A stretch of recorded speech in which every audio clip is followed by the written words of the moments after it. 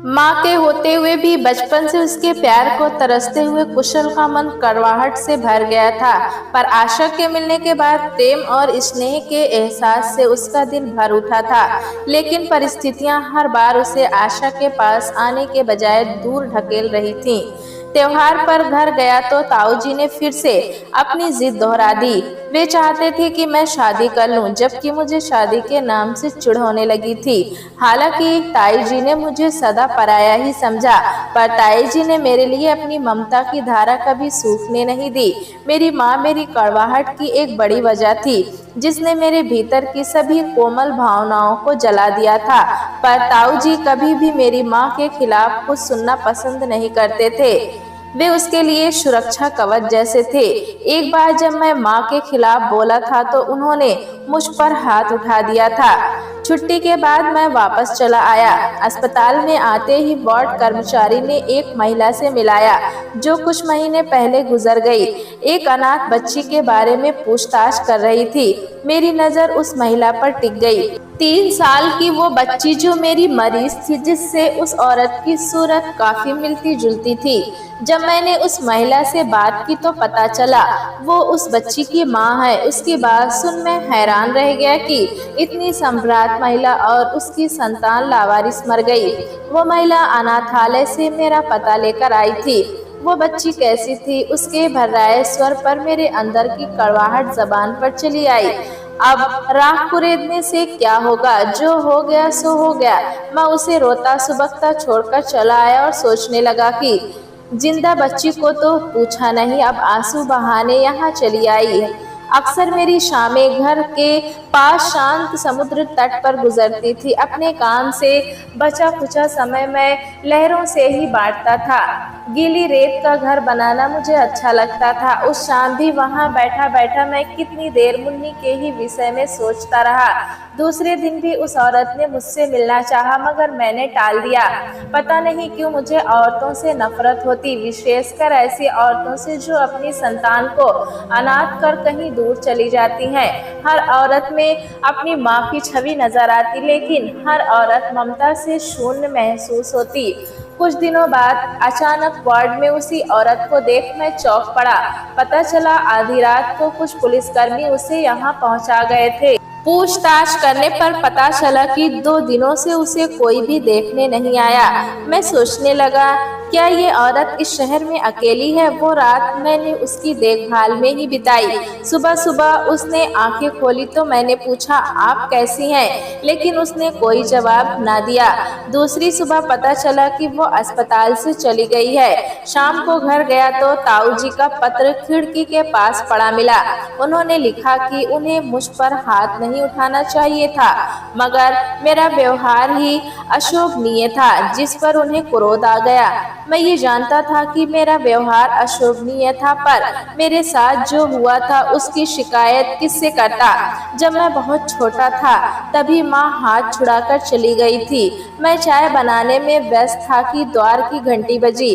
दरवाजा खोलने पर देखा कि सामने वही औरत खड़ी है। मैंने चौंकते हुए कहा, अरे आप आइए। उसे बिठाने के बाद मैं चाय ले आया। फिर गौर से उसके समूचे व्यक्तित्व को निहारा। साफ सुथरा रूप और कानों में छोटे छोटे सफेद मोती।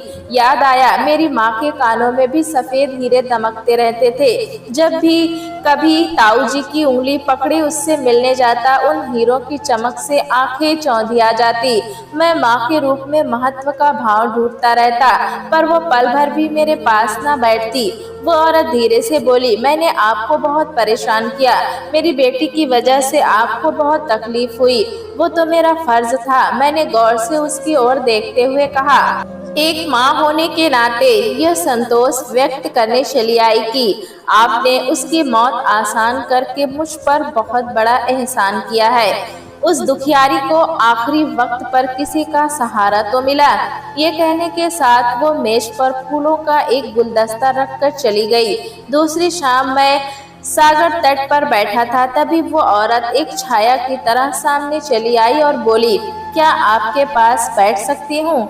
हाँ हाँ, क्यों नहीं, बैठिए। चंद पलों के बाद उसने गंभीर स्वर में पूछा, वो मुन्नी देखने में कैसी थी? जी, मैं उसके प्रश्न पर चौंका कि फिर से वही प्रश्न जो उस दिन भी किया था।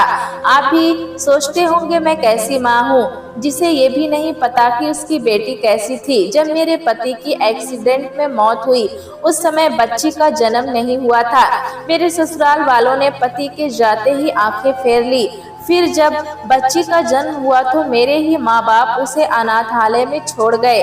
वे मुझे यही बताते रहे कि मृत बच्चा पैदा हुआ था। उसके बाद क्या हुआ, मैंने धीरे से पूछा। उसके बाद क्या होता, मेरी बसी बसाई गृहस्थी उजड़ गई, खाली हाथ रह गई। पति और बच्ची की कोई भी निशानी नहीं रही मेरे पास। लेकिन आपके माँ बाप ने ऐसा क्यों किया, मैं पूछे बिना रह ना सका। डॉक्टर साहब, एक बच्ची की माँ की दूसरी शादी कैसे होती, इसलिए उन्होंने शायद यही उचित समझा। कहते कहते वो रो पड़ी। तो क्या आपने शादी की? नहीं, बहुत चाहा कि अतीत को काट कर फेंक दूं, पर ऐसा नहीं हुआ। अतीत कोई वस्त्र तो नहीं है ना, जिसे आप जब चाहे बदल ले। अपने आंसू पोंछ वह बोली, अभी कुछ दिनों पहले मेरी माँ भी चल बसी, पर मरते मरते मुझ पर एक एहसान कर गई। मुझे बताया कि मेरी बेटी जिंदा है। तब मैंने सोचा कि माँ बेटी साथ साथ रहेंगी तो जीना आसान हो जाएगा। लेकिन यहाँ आकर पता चला कि वो भी नहीं बची। मेरा मन भर आया था। मैं हमेशा अपनी माँ के स्वार्थ को नियति मानकर उससे समझौता कर रहा था। मैं सोचने लगा, क्या मेरी माँ अकेले रह मुझे पाल नहीं सकती थी? जो औरत मेरे सामने बैठी थी उसे मैं नहीं जानता था, मगर ये सत्य था कि वो जो भी थी, कम से कम रिश्तों के प्रति ईमानदार तो थी। मेरी माँ की तरह स्वार्थी और कठोर नहीं थी। मैंने मुस्कुराते हुए कहा, आपकी बेटी बहुत मासूम थी, बहुत ही प्यारी। वो कैसी बातें करती थी, अभी बहुत छोटी थी ना। 3 साल का बच्चा भला कैसी बातें कर सकता है? मरने से पहले क्या वो बहुत तड़पी थी? क्या उसे बहुत तकलीफ हुई थी? नहीं, तड़पी तो नहीं थी, लेकिन बहुत कमजोर हो गई थी। हमेशा मेरे गले से ही लिपटी रहती थी। कहते हुए मैंने हाथ उठाकर उसका कंधा थपथपा दिया। आप जब चाहे मेरे पास चली आए। मुन्नी के बारे में मुझे जो भी याद होगा बताता रहूंगा। बाद में पता चला कि वो बैंक में कार्यरत है। हर शाम वो सागर तट पर मेरे पास आ जाती, अपनी बच्ची का पूरा ब्यौरा मुझसे लेती और रोती हुई लौट जाती। वो नई नई कोचिंग आई थी, किसी से भी तो उसकी जान पहचान न थी। उसकी बातें दिवंगत पति और अनदेखी बच्ची के दायरे से बाहर कभी जाती ही नहीं थी। मैं चुपचाप उसके अतीत में जीता रहा, कभी कभी विषय बदलने की कोशिश भी करता कि इतने तनाव से कहीं उसकी मानसिक हालत ही न बिगड़ जाए। एक शाम जब मैं घर आया तो ताऊजी को बाहर इंतजार करते पाया। मैं उनकी आओ भगत में लग गया, मगर मेरे सारे स्नेह को एक तरफ झटक वे नाराजगी से बोले, आशा को कब से जानते हो? जानते हो वो विधवा है, क्या रिश्ता बांधना चाहते हो उससे? कुछ भी तो नहीं, वो दुखी है, अक्सर मेरे पास चली आती है। अच्छा, क्या तुम उसका इलाज करते हो? देखो कुशल, मैं नहीं चाहता तुम उससे मेल जोल बढ़ाओ। उसकी दिमागी हालत खराब रही है। उसने बड़ी मुश्किल से खुद को संभाला है। उसे पागल बनाने में उसके माँ बाप का भी दोष है। क्यों उसकी बच्ची को यहाँ फेंक गए? मैंने आशा की सुरक्षा में होंठ खोले, मगर ताऊजी ने फिर चुप करा दिया। माँ बाप सदा संतान का भला सोचते हैं। सत्येन को जो ठीक लगा उसने किया। अब मेहरबानी कर तुम उसका साथ छोड़ दो। ये सुनकर मैं अस्तंभ रह गया कि आशा ताऊजी के मित्र सत्येन की पुत्री है। वे एक दिन रहकर चले गए, मगर मेरा पूरा अस्तित्व एक प्रश्न चिन्ह के घेरे में कैद कर गए। मैं सोचने लगा, क्या आशा से मिलकर मैं कोई अपराध कर रहा हूँ? ताऊजी को इस मेलजोल से क्या आपत्ति हो? रात की ड्यूटी भी 102 दिनों में मैं तट पर नहीं जा पाया था। रात के 11 बजे थे, तभी अचानक आशा को अपने सामने पाया। उसके कपड़े भीगे थे और उन पर रेत चमक रही थी। जाहिर था अब तक वो अकेली सागर तट पर बैठी रही होगी। फटी फटी आंखों से उसने मुझे देखा तो मैंने साधिकार उसका हाथ पकड़ लिया, फिर अपने कमरे में लाकर उसे कुर्सी पर बिठा दिया। उसके पैरों के पास साड़ी को रक्त रंजित पाया। झट से उसका पैर साफ करके मैंने पट्टी बांधी। मैं आपको बहुत तकलीफ देती हूँ ना, अब कभी आपके पास नहीं आऊंगी। उसकी बात सुन मैं चौंक उठा। वो आगे बोली, जो मर गए वे तो छूट गए, पर मैं ही दलदल में फंसी रह गई। मेरा ही दोस्त था जो आपके पास आती रही। सच, आपको लेकर मैंने कभी वैसा नहीं सोचा जैसा आपके ताऊजी ने सोचा। मैं तो अपनी मरी हुई बच्ची के लिए आती रही, क्योंकि आखिरी समय आप ही उसके पास थे। मैं मुन्नी की कसम खाती हूँ, मेरे मन में आपके लिए बस आशा। मैंने उसे चुप करा दिया, फिर धीरे से उसका कंधा थपथपाया। ताऊजी की ओर से मैं तुमसे क्षमा मांगता हूँ। तुम जब भी चाहे मेरे पास चली आना। थोड़ी देर बाद जब वो जाने लगी तो मैंने लपक कर उसका हाथ पकड़ लिया। मैंने उसे इतनी रात गए जाने नहीं दिया था, सुबह होने तक रोक लिया था। टिटनेस का टीका लगाकर वहीं अपने बिस्तर पर सुला दिया और खुद पूरी रात बरामदे में बिताई थी। सुबह राउंड से वापस आया तो पाया मेरा शॉल वहीं छोड़ वो जा चुकी थी। उसके बाद वो मुझसे मिलने नहीं आई। उसके घर का मुझे पता नहीं था और बैंक फोन करता तो वो बात करने से ही इनकार कर देती थी। एक सुबह 10 बजे उसके बैंक चला गया। मुझे देखते ही वो भीतर चली गई। उसके पीछे जाकर तमाशा नहीं बनना था, सो हार कर वापस चला आया।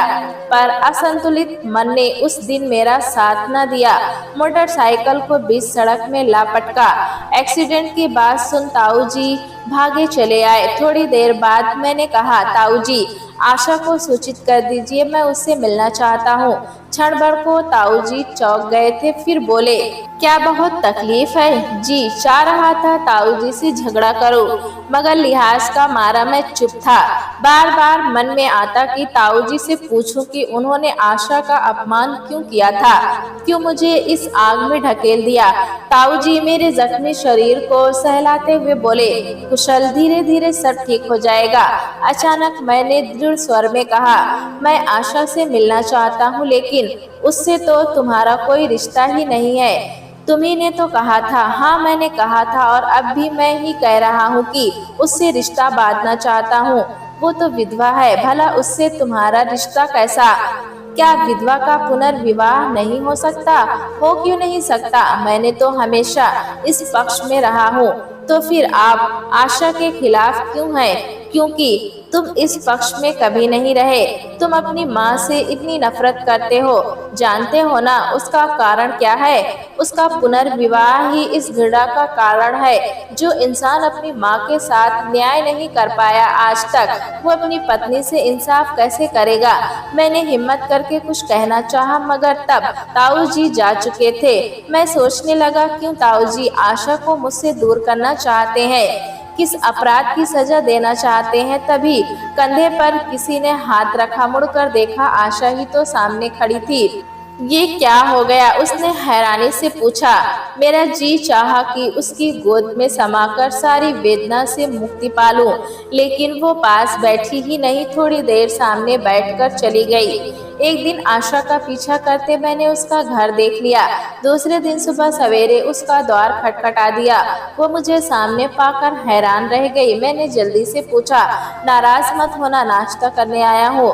मैं यहाँ अकेली रहती हूँ, कोई क्या सोचेगा? आप यहाँ क्यों चले आए?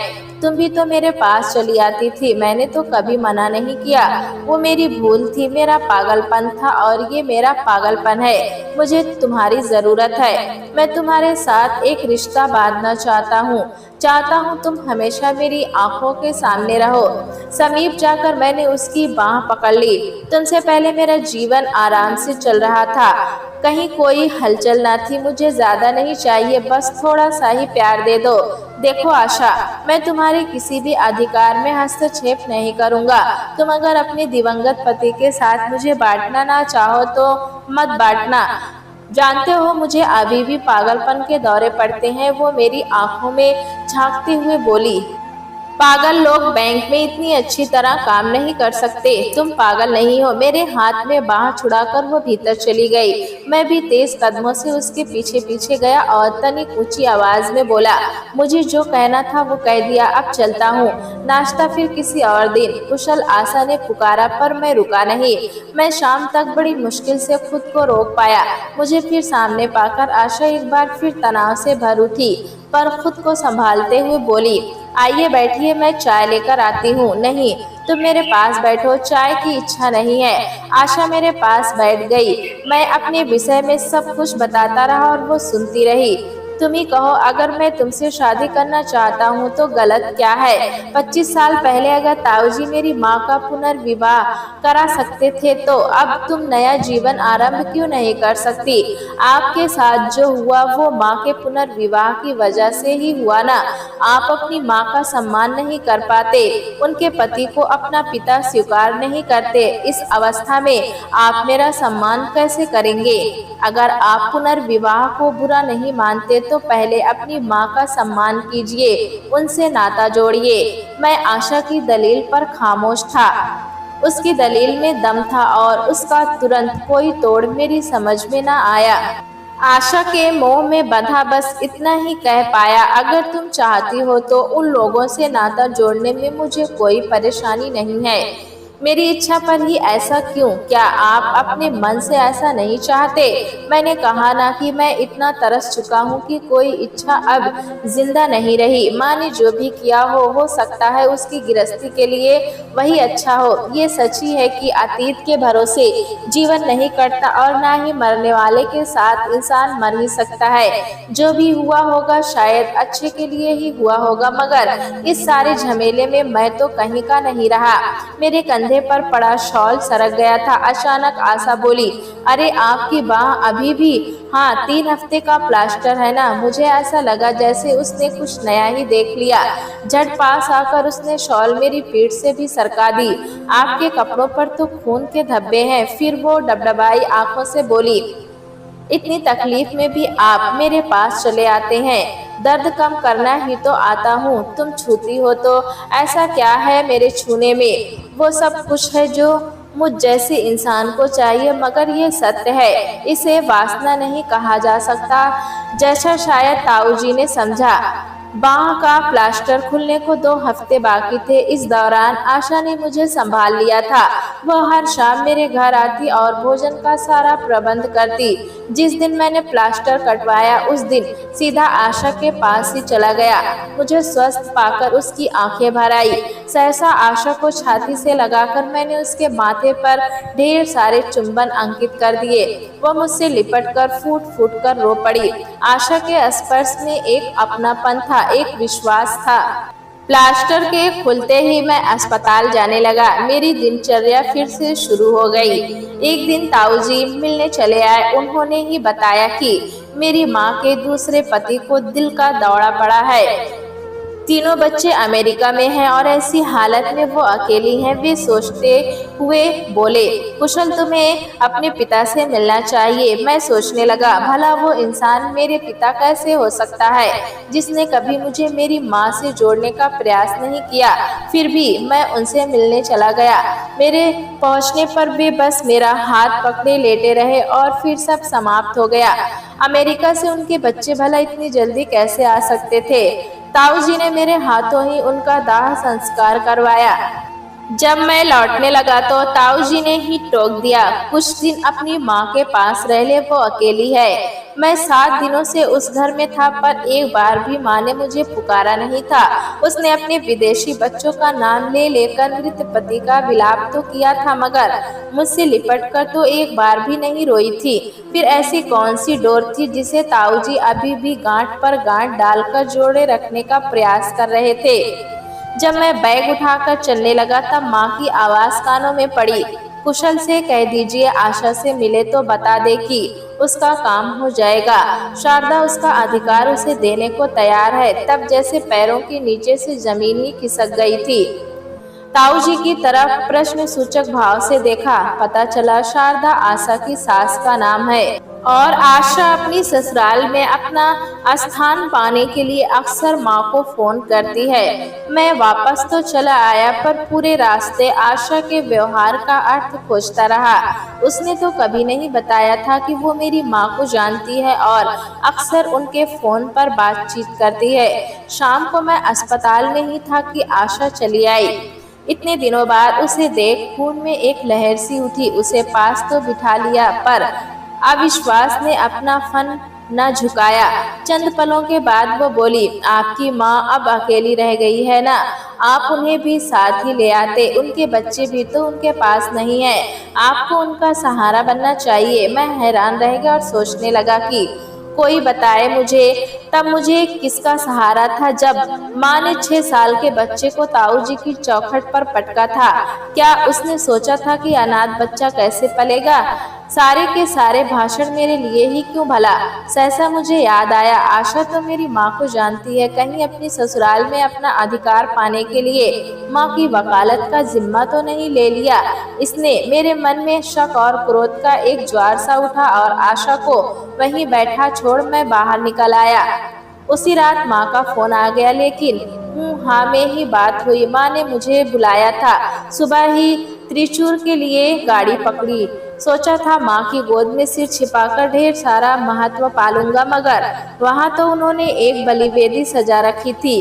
ताऊ जी भी वहीं थे। पता चला कि माँ ने आशा की ननद को मेरे लिए चुन रखा है। उसकी तस्वीर भी उन्होंने मेरे सामने रख दी। नीरा पसंद आएगी तुम्हें। नीरा कौन है? मैं अवाक रह गया। आशा ने तुम्हें सब समझाकर नहीं भेजा? मैंने उससे कहा था कि तुम्हें अच्छी तरह समझा बुझाकर भेजे। देखो कुशल, मेरी सारी जायदाद तुम्हारी है। मेरे बच्चों ने वापस आने से इनकार कर दिया है, सब तुम्हें दे दूंगी, बस नीरा के लिए हाँ कर दो। मैं हक्का बक्का रह गया। हताश नजरों से ताऊ जी को देखा और सोचा कि मेरी माँ और आशा दोनों ही सौदेबाज निकली। आशा को ससुराल में अपना अधिकार चाहिए और उसके लिए उसने मुझे मेरी माँ के हाथों ही बेच दिया। शाम को कोचिन पहुंचकर अपना सारा गुस्सा आशा पर उतारा। वो मेरे उठे हुए हाथ को देख सन्न रह गई। उसके आंसू से भरे चेहरे पर कई भाव जागे थे, मानो कुछ कहना चाहती हो, मगर मैं रुका ही नहीं। मेरे लिए सब फिर समाप्त हो गया। एक दिन सुबह सुबह ताऊ जी आ पहुंचे। मेरी अस्त व्यस्त दशा पर वे भीख से गए। मुन्ना, तुझे क्या हुआ है? कुछ भी तो नहीं। जी चाह रहा था कि चीख चीख कर आसमान सिर पर उठा लूं। तभी ताऊ जी बोले, आशा की सास ने उसका सामान भेजा है, उसे दे आना। उन्होंने एक अटैची की तरफ इशारा किया। मैं क्रोध से भर उठा कि यही वो सामान है जिसके लिए आशा मुझे छलती रही। आक्रोश की प्रकाष्ठा ही थी जो उठकर अटैची खोल दी और उसका सारा सामान उलट पुलट कर पैरों से रौंद डाला।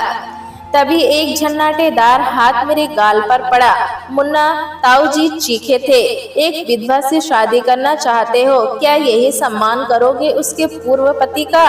अरे, जब तुम उसका सम्मान ही नहीं कर पाओगे तो उसके साथ न्याय क्या करोगे? अतीत की यादों से लिपटी किसी विधवा से शादी करने के लिए बहुत बड़ा कलेजा चाहिए। उसके पति का अपमान कर रहे हो और दावा करते हो कि उससे प्यार करते हो। मेरे पैरों के नीचे शायद आशा के पति की चंद तस्वीरें थी। एक पुरुष के कुछ कपड़े इधर उधर बिखरे पड़े थे। ताऊ जी की आंखें आग उगल रही थी। ऐसा लगा एक तूफान आकर चला गया। थोड़ी देर बाद खुद ही आशा का सामान सहेज कर मैंने अटैची में रखा और तस्वीरें इकट्ठी कर एक तरफ रखी। फिर अपराध भाव लिए ताऊ जी के पास बैठा। वे गंभीर स्वर में बोले, तुम आशा के लायक नहीं हो। मैंने सोचा था उसने मुझे छला है। मैं धीरे से बोला, क्या छला है उसने? तुम्हारी माँ से ये जरा सा सामान मंगवाया, पर बदले में क्या क्या दिला दिया तुम्हें? क्या इसी विश्वास के बल पर उसका हाथ पकड़ोगे? देखो कुशल, आशा मेरी बेटी जैसी है। अगर 25 साल पहले मैं अपनी विधवा भाभी का पुनर्विवाह किसी योग्य पुरुष से करवा सकता था, तो अब 25 साल बाद आशा को तुम्हारे जैसे खुदगर्ज से बचा भी सकता हूँ। इतना दम है अभी इन बूढ़ी हड्डियों में। मैं खुदगर्ज नहीं, बड़ी मुश्किल से मैंने अपने होंठ खोले। फिर उसी पल आशा का सामान उसे देने गया। वो मेरे हाथों में विजय का सामान देखकर हतप्रभ थी। अपने पति की तस्वीरें देखकर वो हैरान रह गई। मैंने धीरे से कहा, ये सामान तुम्हारे लिए अमूल्य था। मैं तुम्हारी भावनाओं का बहुत सम्मान करता हूँ, पर कम से कम मुझे सच तो बताती। लेकिन मेरी माँ से क्यों मांगा ये सब? सौदेबाजी क्यों की आशा? क्यों मेरे बारे में एक बार भी नहीं सोचा? तुमने सोचा वो औरत जमीन जायदाद के लोभ से मुझे खरीद लेगी, लेकिन मैं तो पहले से ही तुम्हारे हाथों बेमोल बिक चुका था। क्या कोई बार बार बिक सकता है? फिर ये सामान मंगाकर तुमने कोई चोरी तो नहीं की? तुम रिश्तों के प्रति ईमानदार हो, तभी तो मैं भी तुमसे प्यार करता हूँ। आशा मुझे एकटक देखे जा रही थी। मुझे पता ही नहीं चला कि कब और कैसे मैं रो पड़ा। आशा ने अटैची खोलकर उसमें से विजय के कपड़े निकाले। एक एक कपड़े के साथ उसकी एक एक याद जुड़ी थी। फिर वो फपक फपक कर रो पड़ी। मैंने आशा को अपनी बाहों में ले लिया, फिर आंसू पोंछ उसका माथा चूम लिया। वो मेरी छाती में समाई बिलखने लगी। बस आशा, अब मेरे साथ चलो, ताऊ जी आए हुए हैं, आज सारी बात तय हो जाएगी। कहते हुए मैंने उसके माथे पर ढेर सारे चुंबन अंकित कर दिए। प्यारे दोस्तों, कहानी कैसी लगी हमें कमेंट में जरूर बताएं। चैनल पे नए हैं तो एक लाइक और सब्सक्राइब करना ना भूलें।